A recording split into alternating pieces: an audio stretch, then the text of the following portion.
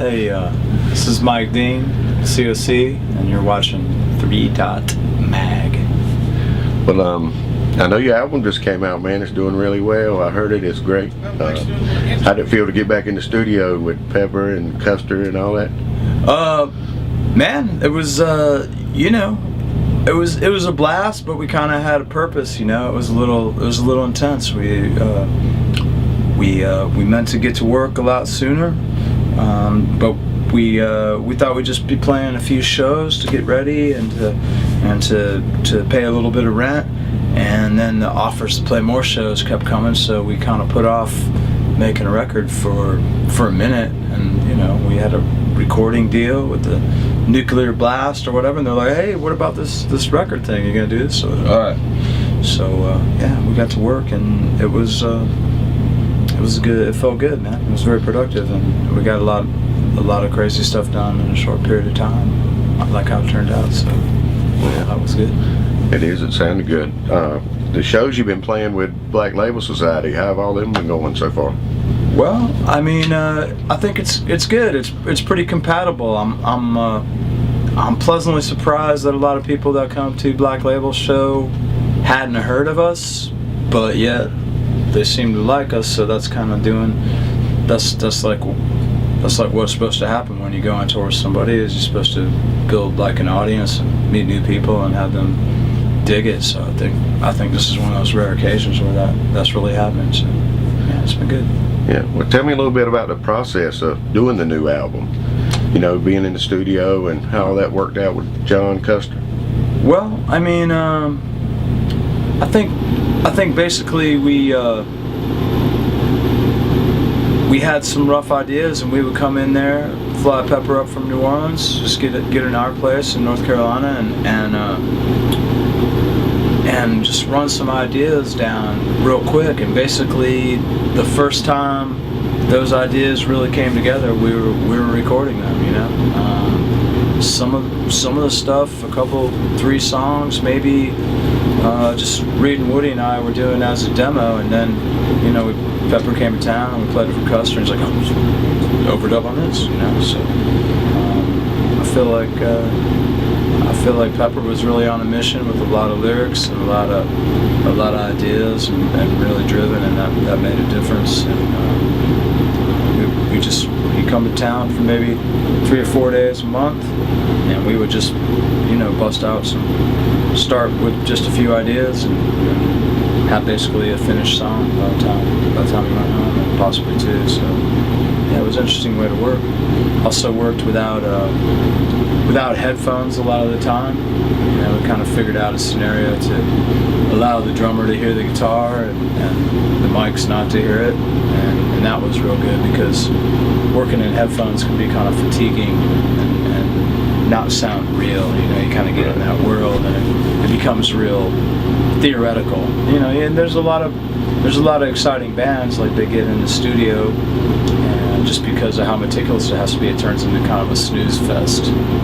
So we were looking for that not to be the case. And that was kind of cool to stumble across that working method. So it was cool. And Custer did his thing. I mean, extracting like the vocal takes, keeping Pepper like,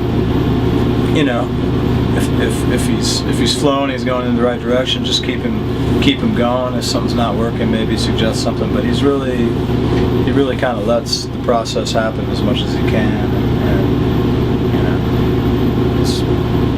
it's pretty wild. I like to watch him work, and I like a lot of times a good producer. Things are going best. They're doing their best work when it looks like they're making it look very easy.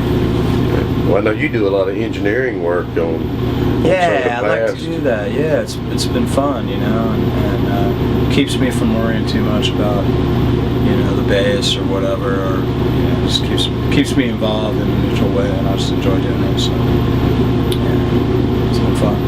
Yeah, it saves us a little money. Yeah, well, where did y'all do a lot of recording for this new album?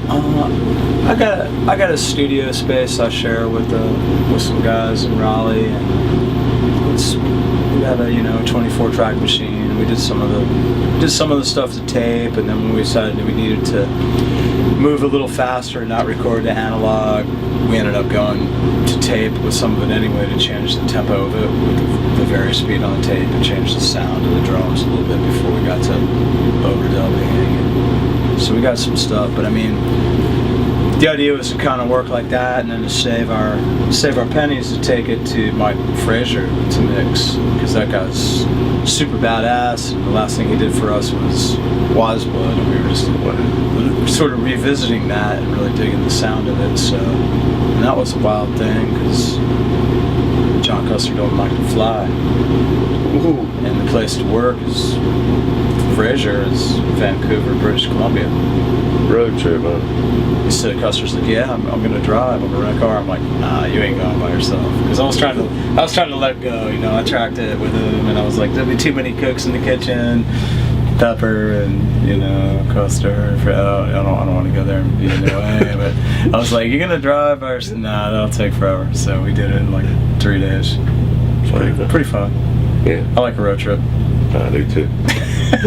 I'm really over flying, because we do a lot of fly-ins, especially last year when we were trying to make a record, but then we're doing these shows, and flying is not that much fun anymore, and so I'm like, well, yeah, like maybe a 3-4 day drive would get me back to where I appreciate flying, but not really. It just maybe wish I had 4 days to get somewhere more often. If you have a driver, it's not that bad. But if you got to do the drive, I like to do the drive. I like it. Depending, yeah, I like to do the drive. I barely let him drive. But what other big tours y'all got coming up? I know y'all doing Download. Yeah, we got these festivals in Europe that are like that, where it's pretty good value. People do it because there's a lot of bands they want to see, but there's always a lot of bands that you also don't want to see, you know what I mean? It's like not a lineup I would pick, but it's a lineup that works. And there's some, yeah. I truthfully, I get the lineups for, like, we're doing these big ones. Hellfest is a big one in France. Grass Pop's a big one in Belgium, and Download's a big one in England. And it's just like the same concept. They got these giant festivals over there, so we're looking forward to it. But trying to figure out what we're doing between now and then. And, I think we need to get to Australia, because our record was number 98 in Australia. Yeah. And it's a beautiful place. Well, how's it feel playing with all these same guys? I mean, since you were teenagers, and still playing with them. It's insane. Yeah. I don't like to calculate that math, because it's I feel like I might just realize it and suddenly feel old, but. It's good, man. You develop a musical system of communication, and you know what to expect, and kind of have the same frame of reference. There's lots of musicians you can go play with, but they're not going to have the sort of diverse frame of reference that these guys have, because they're into lots of different kinds of music.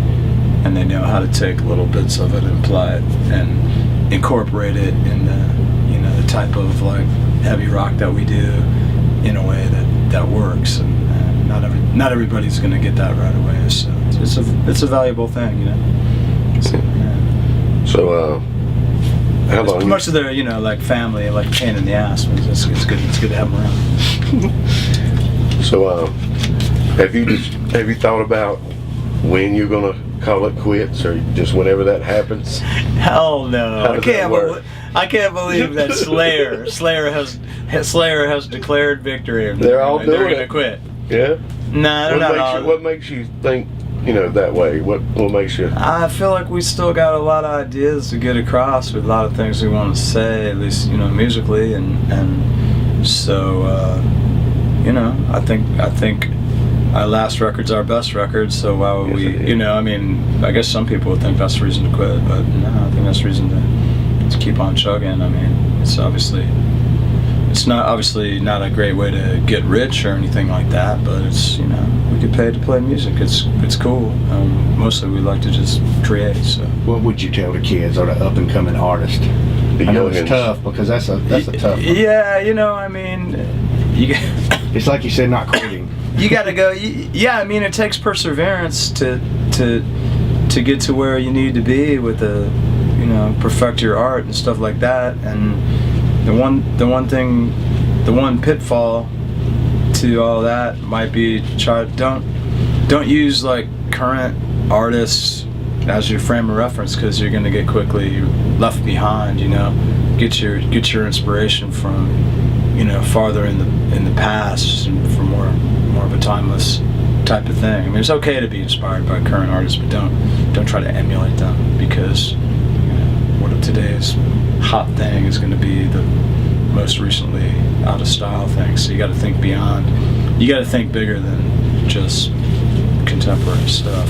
To have a career that's gonna it's gonna last a while. I think. You know the secret, that's for sure. I know one secret, but I know one thing that works is like we're so out of style that it's beyond being out of style. So it's it's a good way to roll,